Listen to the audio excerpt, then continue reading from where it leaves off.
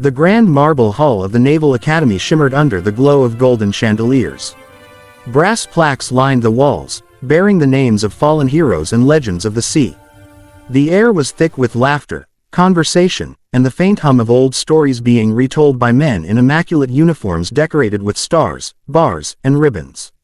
At one of the long tables near the stage, 3 admirals stood together, glasses of whiskey in hand, their laughter echoing above the rest. These were men used to command, seasoned, confident, untouchable in their rank. Across the room, near the display of historic flight badges, stood a man who seemed out of place among the polished brass and the formality. He wore a simple gray suit, the kind a civilian might wear to a funeral or a job interview. His hair was cropped short, his posture straight but humble. There was no medal on his chest, no sign of status, just a small name tag that read Lieutenant Daniel Cross, Ret. At his side was a teenage boy, probably 15 or 16, wearing a blazer that didn't quite fit and a nervous look that betrayed his discomfort in such a prestigious gathering. Daniel stood quietly, his gaze occasionally drifting to the photo displays, squadrons, carriers, old missions.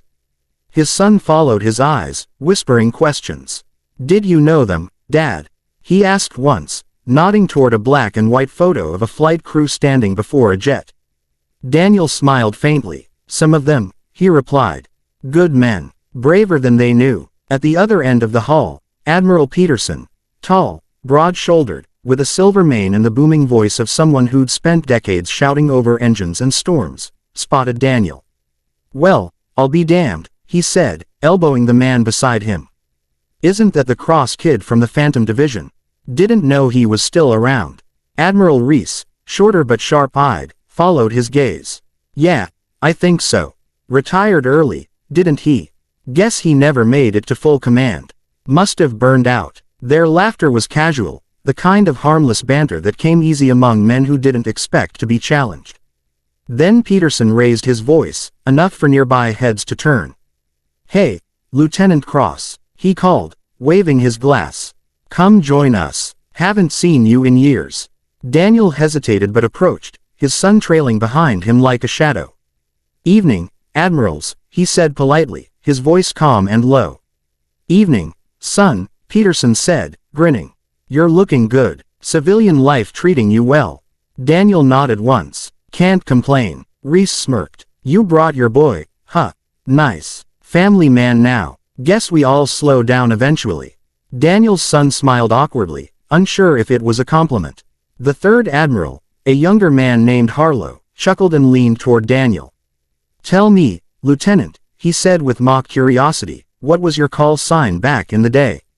"Every pilot's got one, right? Let me guess. Soccer dad. Maybe. Babysitter. You always had that calm, quiet thing going on." Peterson laughed. "Yeah, come on, humor us. What did they call you?" "Dad mode. Backseat hero." The laughter rippled around them. A few guests at nearby tables chuckled along, sensing an inside joke they didn't fully understand. Daniel didn't respond at first. He looked at his son, whose smile faltered as he caught the tone of mockery in their words. The boy shifted uncomfortably, glancing at the admirals, then back at his father. Peterson raised an eyebrow. "Oh, come on, Cross," he said. "Don't tell me you forgot your own call sign." The silence stretched. The laughter began to fade as Daniel's expression remained calm, too calm. His eyes, steady and focused, lifted to meet Peterson's. "Valor Phantom," he said quietly. The words cut through the noise like a blade. The admirals' smiles faltered almost instantly. Reese blinked, his glass freezing halfway to his lips. Peterson frowned, confused at first. "What did you say?" Daniel's tone didn't change. "Valor Phantom." There was no pride in his voice, no arrogance. Just a simple statement of fact. Reese was the first to recover. "Wait. Hold on." He turned slightly toward Peterson. "Did he just say Valor Phantom?" Peterson's expression shifted. The name wasn't unfamiliar. It rang in his memory like a ghost from a classified file. He glanced at Harlow, who now looked pale. That can't be right," Peterson muttered. Across the room, a few officers who had overheard the exchange had gone quiet. The background chatter dimmed as heads turned toward the small circle. Harlow spoke softly now, the mockery gone from his voice. "You're the Valor Phantom." Daniel said nothing. His silence was answer enough. Everyone in the Navy had heard the story, though most believed it was half legend, half cover-up. Valor Phantom was the call sign of a pilot who'd flown solo into enemy territory during Operation Ghost Tide, a mission so dangerous that no one expected to return. Records said an unknown pilot had redirected 2 enemy squadrons away from a crippled carrier group, allowing hundreds of sailors to survive. The pilot's aircraft had been declared lost, presumed destroyed. But no one ever confirmed the identity behind the name. Now, standing in front of them, was the man himself. Peterson lowered his voice, his confidence gone. We thought you were Kia. They said Valor Phantom never made it out." Daniel's gaze didn't waver. "Reports are often mistaken," he said simply. Reese swallowed, setting his drink down. "That mission, it's still classified. Half of it was redacted from our own after-action reports." "I can't believe," Daniel interrupted gently. "Some ghosts prefer to stay that way." The silence grew heavy. Even the band at the far end of the hall had stopped mid-song, the pianist's fingers hovering over the keys. Daniel's son looked up at him, eyes wide, realization dawning. The boy's father wasn't just a veteran, he was a legend, one whose story had been whispered through ranks for years. Peterson took a small step back, his earlier smirk replaced with awe. "Lieutenant Cross, Valor Phantom," he said quietly, almost to himself. "God Almighty." Daniel gave a small nod, his tone still calm.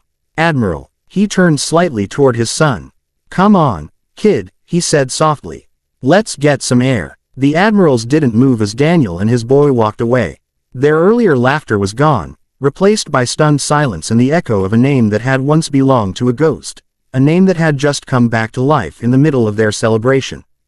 The noise of the grand hall had dimmed to a low hum by the time Daniel and his son stepped toward the far end of the room. The echo of laughter that had once filled the air was gone, replaced by uneasy whispers and the clinking of glasses. A few curious faces turned as the quiet man and his boy walked past the portraits of admirals long dead. The boy's small hand gripped his father's jacket, his young mind trying to piece together the strange shift in the room's energy.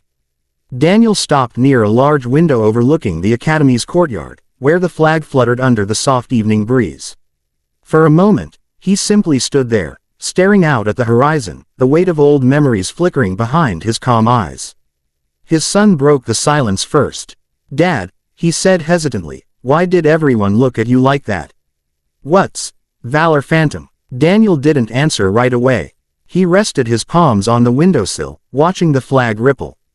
"It's just a name," he said. Finally, a name from another life. Before the boy could ask more, the faint sound of footsteps approached from behind. 3 shadows stretched across the marble floor, Admirals Peterson, Reese, and Harlow. They were no longer laughing or smirking. Their expressions had changed completely. The arrogance that came with their rank had been stripped away, replaced by something closer to reverence, and a trace of guilt. Peterson spoke first, his deep voice now subdued. "Lieutenant Cross," he began carefully, as though addressing a superior officer instead of a retired pilot. "We owe you an apology. What happened back there was uncalled for. We didn't know who you were." Daniel turned slowly, his face composed. "There's nothing to apologize for, Admiral. You couldn't have known." Reese shook his head. "No, we should have. I read your debrief years ago. Or, at least, what little of it wasn't blacked out. Valor Phantom, you were the pilot who flew into the valley during Operation Ghost Tide. Everyone thought that mission was suicide." Daniel didn't respond. His eyes flicked briefly toward his son, then back to the admirals. "It was," he said quietly. "But somebody had to buy time for the extraction team." Harlow stepped forward slightly, his voice almost a whisper. "They said you took out 5 enemy interceptors on your own. In a storm, with half your systems down." Daniel gave a faint, humorless smile. "It wasn't 5, it was 4. The 5th was luck." The admirals exchanged glances. There was no doubt anymore. The man before them wasn't just a survivor, he was the reason hundreds of others were alive. Peterson looked toward the boy beside Daniel. "Your son," he said softly. "Does he know what you did?" Daniel shook his head. "He doesn't need to. He just needs to know his father came home." That's enough. The boy's brow furrowed. You saved people, didn't you? Daniel's voice softened. I tried to. That's all anyone can do. Reese swallowed, visibly uncomfortable. We lost good men that night, he said. You brought back the rest. The files said the operation succeeded because of an anonymous pilot. Command never revealed your name. Daniel's tone didn't change. That's how I wanted it. Harlow frowned. But why? You could have been decorated, promoted. You could have been sitting where we are now. Daniel turned back toward the window, his reflection merging with the darkening sky beyond. Because medals don't bring back the ones you lost, he said softly. And rank doesn't make you sleep any better at night. For a long moment, none of them spoke. The faint music from the band had started again in the background, but the mood was different now, quieter, more respectful. Peterson broke the silence. You know, they used your story at the academy for years. Not your name, but your mission. They taught cadets about the Valor Phantom maneuver. They said it was a perfect example of sacrifice, courage, and tactical genius. I quoted it myself. He gave a small, rueful chuckle. Didn't realize I was quoting the man standing right here. Daniel's lips curved slightly. Then maybe it served its purpose. His son looked up at him again, his eyes bright with admiration. Is that why you left the Navy? He asked quietly. Because of that mission. Daniel nodded once. After something like that, you start to realize what matters most isn't the mission, it's what's waiting for you when it's over. The boy squeezed his father's hand. Me and Mom. Daniel's gaze softened, though there was a shadow in his eyes. Yeah, he said quietly. You and Mom. The admirals shifted uncomfortably at the mention of her.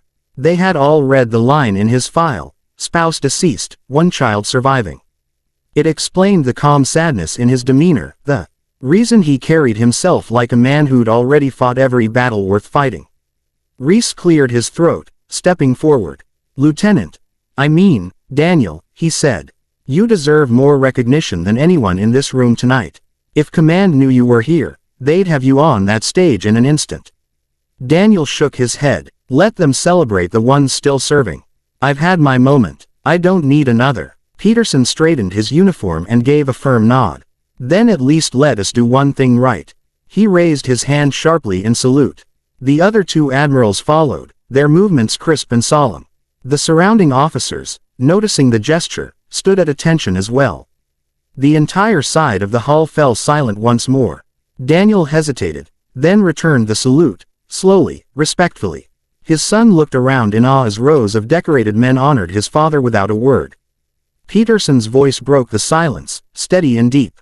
Valor Phantom, on behalf of the United States Navy, thank you for your service, and for your silence. Daniel lowered his hand. You're welcome, Admiral, he said simply. He turned back to his son. Ready to go, kid. The boy nodded, still clutching his father's sleeve. As they began walking toward the exit, the admirals stepped aside to clear their path. No one said another word. Heads turned as Daniel passed, every officer in the room standing at quiet attention. At the door, Daniel paused. He looked back once, his calm gaze sweeping over the hall filled with men who finally understood the ghost that had walked among them. Then he gave a small, almost imperceptible nod, a farewell not just to them, but to the life he had left behind long ago. Outside, the night air was cool and calm. His son looked up at him with a mix of pride and wonder. Dad, he said softly, I didn't know you were a hero. Daniel smiled faintly, looking up at the stars. Heroes are just people who did what they had to, he replied. The real victory is coming home. As they walked into the night, the doors of the academy closed behind them, and the legend of Valor Phantom returned to silence, just as it was meant to.